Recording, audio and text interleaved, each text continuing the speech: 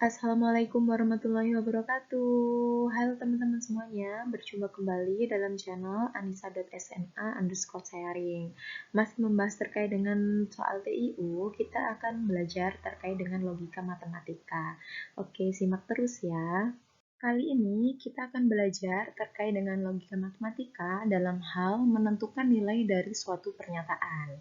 Dalam logika matematika, suatu pernyataan hanya memiliki satu nilai kebenaran, yaitu benar ataupun salah. Terkait dengan jenis pernyataan, dalam logika matematika ada dua jenis pernyataan, yaitu pernyataan tertutup dan juga pernyataan terbuka.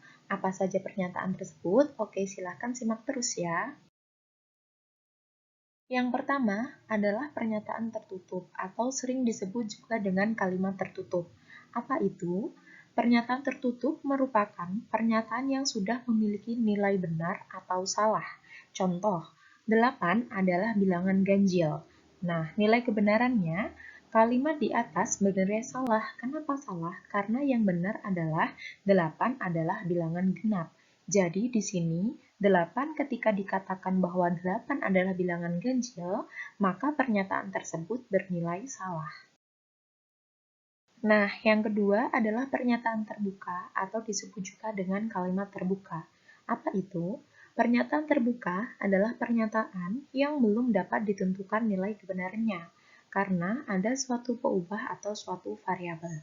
Contoh, 5x sama dengan 80. Ini termasuk pernyataan terbuka. Kenapa?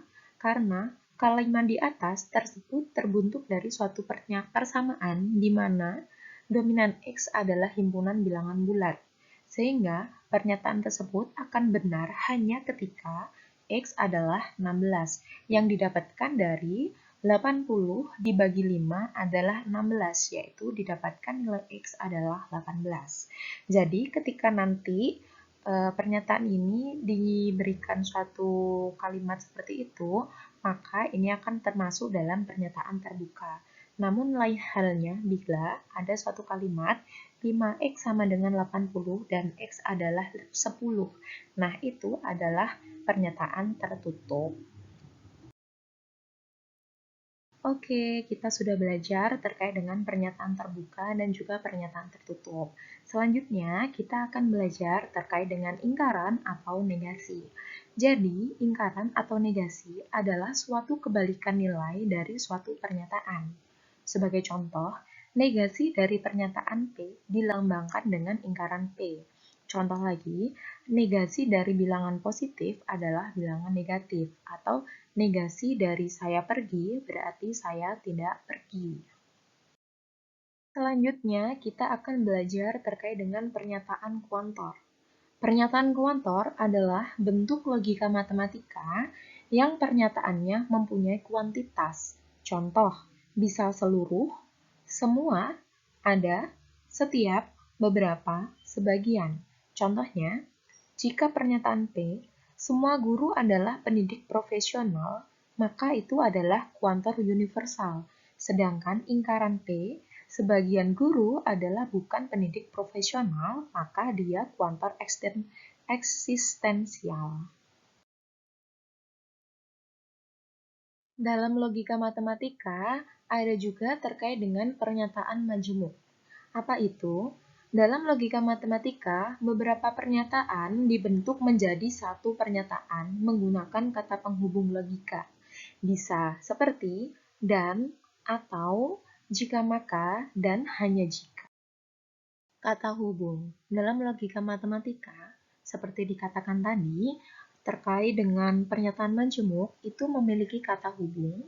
Misalnya ada dan, atau, maka, jika, dan hanya jika. Ketika ada kata dalam logika matematika itu ada dan, akan berbentuk seperti V menghadap ke bawah, itu dinamakan dengan konjungsi. Kemudian ada atau V menghadap ke atas disebut disjungsi. Kemudian ketika ada kata hubung maka akan dilambangkan dengan tanda simbol panah ke kanan atau disebut juga implikasi. Kemudian, ketika menggunakan kata hubung jika dan hanya jika akan menggunakan tanda panah ke kanan dan ke kiri atau disebut juga dengan istilah diimplikasi. Selanjutnya, yang kita perlu tahu adalah tabel kebenaran. Tadi ada pernyataan P dan juga ada pernyataan Q, kemudian tadi ada tanda penghubung dan, kemudian atau, kemudian implikasi, dan juga biimplikasi. Sebagai contoh, jika pernyataan P benar dan pernyataan Q benar, apabila mendapatkan tanda hubung dan, maka suatu pernyataan itu akan memiliki kesimpulan bernilai benar. Kemudian, jika P itu benar dan Q itu bernilai benar, kemudian dihubungkan dengan tanda atau, maka pernyataan itu bernilai benar. Kemudian, jika menggunakan implikasi, ketika pernyataan P itu benar dan Q itu benar, maka jika P maka Q itu nilai kebenarannya adalah benar. Selanjutnya, ketika ada pernyataan P dan pernyataan Q itu benar, jika ada penghubung diimplikasi, maka tabel kebenarannya menunjukkan kalimat tersebut juga benar. Selanjutnya, yang kita perlu tahu dalam logika matematika ada yang dinamakan dengan bentuk ekuivalens. Nah, apa itu? Bentuk ekuivalen itu merupakan ketika dalam pernyataan majemuk itu memiliki nama yang sama atau nilai yang sama. Selanjutnya, yang kita perlu tahu dalam logika matematika adalah bentuk ekuivalen. Sebagai dalam hal pernyataan majemuk, itu memiliki nilai sama atau yang biasa disebut dengan ekuivalen. Notasi ekuivalen dalam logika matematika adalah tanda penghubung, yaitu ada 3 tanda hubung.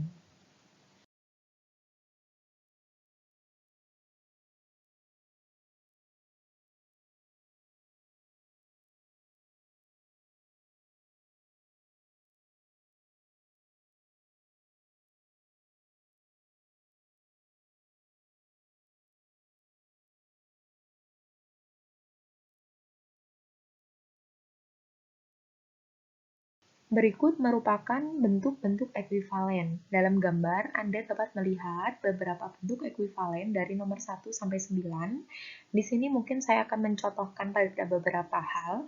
Kita akan melihat pada nomor 1. Di situ ada pernyataan jika P maka Q akan ekuivalen dengan ingkaran P atau Q dan akan ekuivalen dengan ingkaran Q maka ingkaran P.